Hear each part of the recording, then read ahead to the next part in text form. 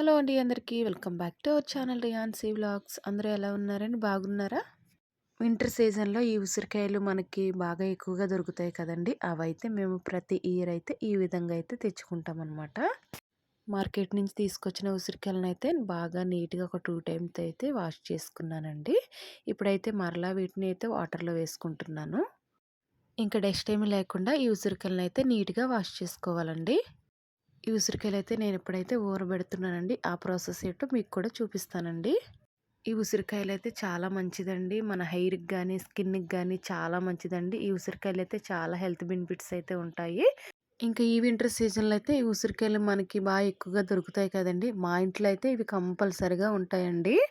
ఇంకా ఈ ఉసిరికాయలన్నిటిని బాగా కడిగిన తరువాత ఇలా ఒక నైఫ్ తీసుకునైతే ఇలాగైతే ఘాట్లు పెట్టుకోవాలండి. ఈ విధంగా పెట్టుకోవడం వల్ల మనకి వాటర్‌లో వేసుకున్నప్పుడైతే బాగా ఊరతదనమాట ఉసిరికాయ అనేది. చూడండి ఉసిరికాయలైతే చూడడానికి ఎంత నీట్‌గా కనిపిస్తున్నాయి కదా! ఇలానే తినేయాలి అన్నట్టుగా కనిపిస్తాయి. కానీ ఇవి మనము డైరెక్ట్‌గా అయితే అస్సలు తినలేం కదండీ! ఇలా ఏదో ఒక ప్రాసెస్ చేస్తే మాత్రమే ఈ ఉసిరికాయలనైతే మనం తినగలుగుతామండి.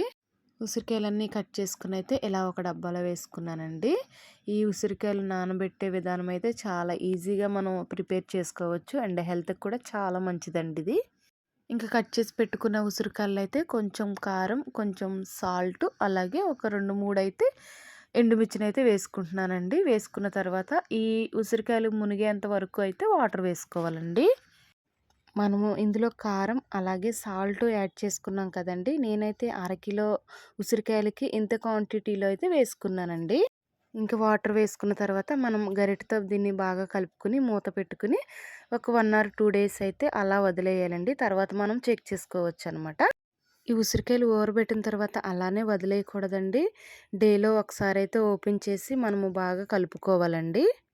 నేనైతే 1 డే తర్వాత ఓపెన్ చేశానండి. చూసారా? ఈ విధంగా అయితే ఊరినాయనమాట.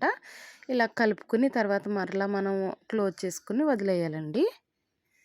ఈ ఉసిరికాయలు బాగా ఊరడానికైతే మినిమమ్ ఒక 5 డేస్ అయితే పడతదండి.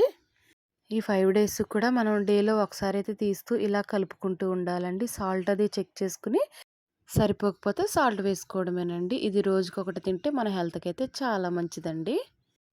ఇక్కడ చూడండి నేను ఊరబెట్టిన ఉసిరికాయలు ఆల్మోస్ట్ అయిపోతున్నాయని చెప్పి మరలా మార్కెట్ నుంచి తీసుకొని వస్తే నేను మరలా వేరే వాటర్‌లో అయితే అవి సోక్ చేసి అయితే పెట్టుకున్నానండి. ఫస్ట్ ఊరబెట్టిన ఉసిరికాయలు ఆల్మోస్ట్ అయిపోతున్నాయండి. ఇదైతే సెకండ్ డబ్బా అనమాట. ఇందులో నేను గ్రీన్ చిల్లీ కూడా యాడ్ చేసుకున్నానండి. ఎండుమిర్చితో పాటు గ్రీన్ చిల్లీ వేసుకున్నాననమాట. ఇలా ఉంటదండి వింటర్ సీజన్ అయితే మేము ఎక్కువగా ఇవి తింటామండి.